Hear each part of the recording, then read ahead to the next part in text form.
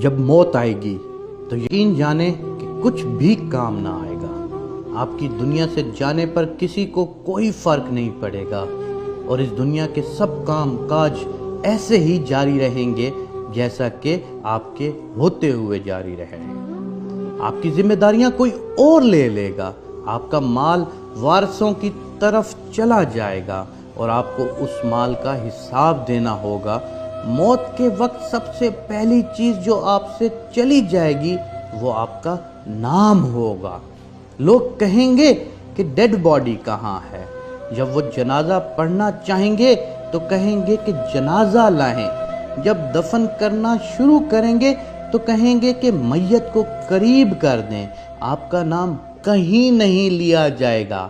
مال، حسب و نسب، منصب اور اولاد کے دھوکے میں نہ آئیں۔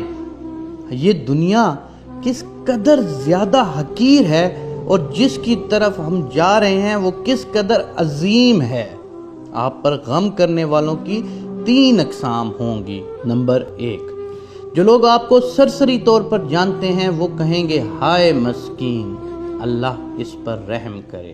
نمبر 2، آپ کے دوست چند گھڑیاں یا چند دن غم کریں گے، پھر وہ اپنی باتوں اور ہنسی مذاق کی طرف لوٹ جائیں گے۔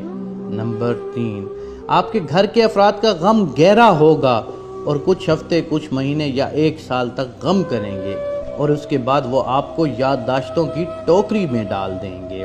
لوگوں کے درمیان آپ کی کہانی کا اختتام ہو جائے گا اور آپ کی حقیقی کہانی شروع ہو جائے گی اور وہ آخرت ہے۔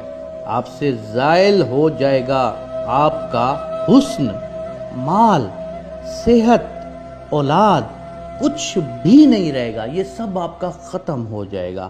آپ اپنے مکانوں اور محلات سے دور ہو جائیں گے۔ شوہر بیوی سے اور بیوی شوہر سے جدا ہو جائے گی۔ آپ کے ساتھ صرف آپ کا عمل باقی رہ جائے گا۔ یہاں یہ سوال پیدا ہوتا ہے کہ آپ نے اپنی قبر اور آخرت کے لیے ابھی سے کیا تیاری کی ہے؟ یہ وہ حقیقت ہے جو غور و فکر کی محتاج ہے، اس لیے آپ اس کی طرف توجہ کریں۔ فرائض، نوافل، پوشیدہ صدقہ، نیک اعمال، تہجد کی نماز اور اچھے اخلاق کی طرف شاید کہ نجات ہو جائے۔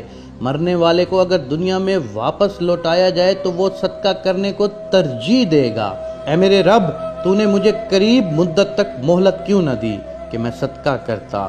وہ یہ نہیں کہے گا کہ میں نماز ادا کر لوں یا میں روزہ رکھ لوں یا میں حج اور عمرہ کر لوں۔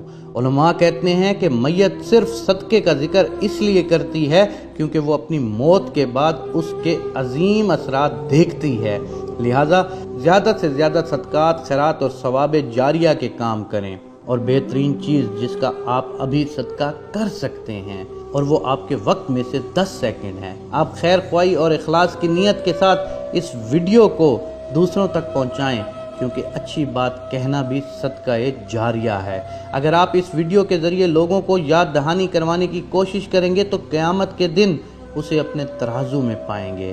اور نصیحت کیجئے، کیونکہ یقیناً نصیحت ایمان والوں کو نفع دیتی ہے۔